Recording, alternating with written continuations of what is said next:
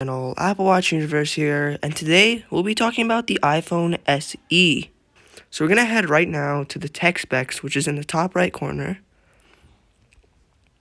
So as you can see here, it comes with 3 colors. I think they should have put more colors on this, and I'm just going to say right now that this is the iPhone 8 with the inside as the iPhone 11. So the outside of the phone, which is the body, has an iPhone 8.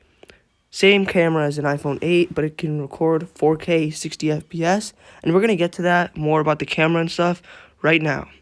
So it's the same as the iPhone 8, and it has the A13 Bionic, which is the same as an iPhone 11 Pro Max. So it has the performance of an iPhone 11 Pro Max in an iPhone 8. So I'm not sure if you guys get that, but that's actually very, very good.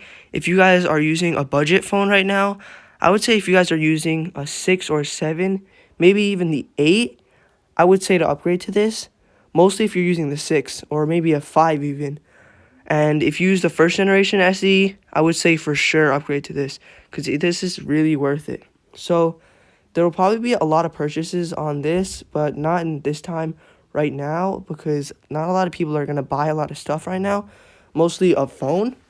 So as I said before, the capacities are 64 gigabytes, 128 gigabytes, and 256 gigabytes.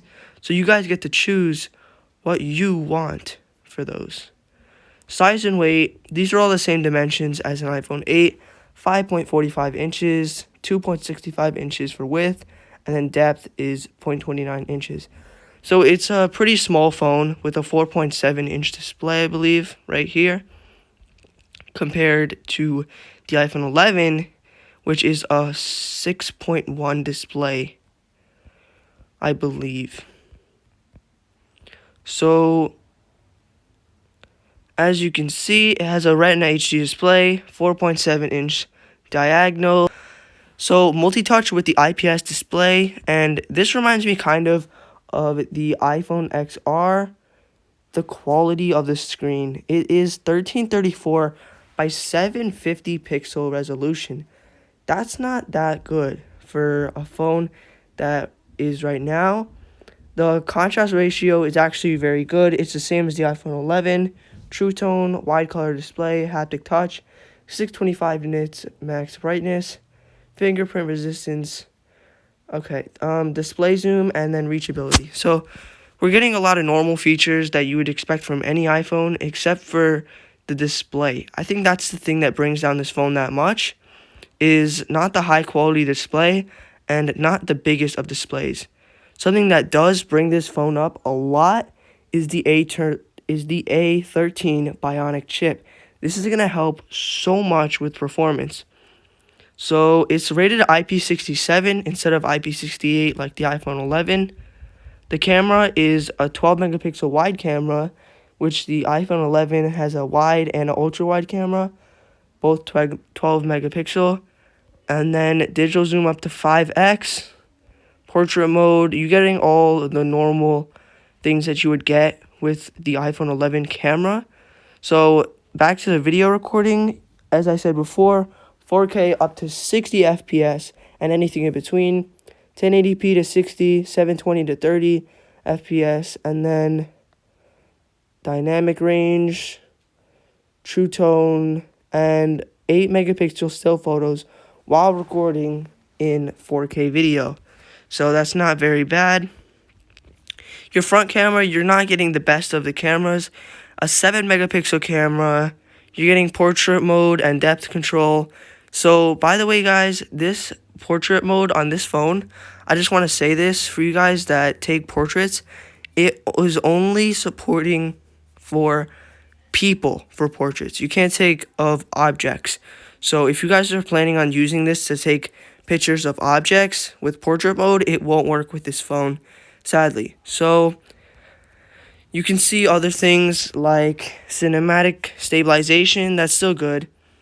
And Touch ID, the built-in sensor.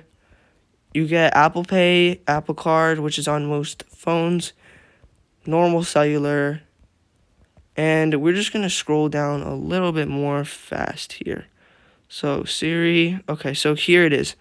So you're getting the same as the iPhone 8. And if you guys are already familiar with this, you could skip like 10 or 20 seconds, but I'm just going to quickly go over this. So you get the lightning connector, which is the normal charger for the iPhone these days. You're getting the microphone, the stereo speaker, the side button, and then the built-in stereo speaker on the top of the phone. And then over here, you're getting the volume up and down, the ringer control, and then your Touch ID sensor. So power and battery, this is another downside right here. It's lasting the same as an iPhone 8.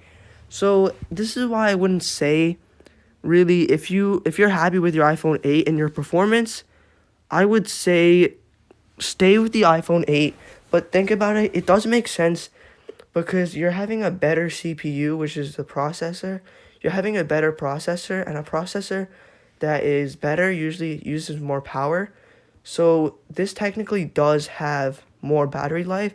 It's just that it has the same amount of battery life because of the better processor. If you guys can understand that, I can explain that another time if you guys want to. Just comment down below.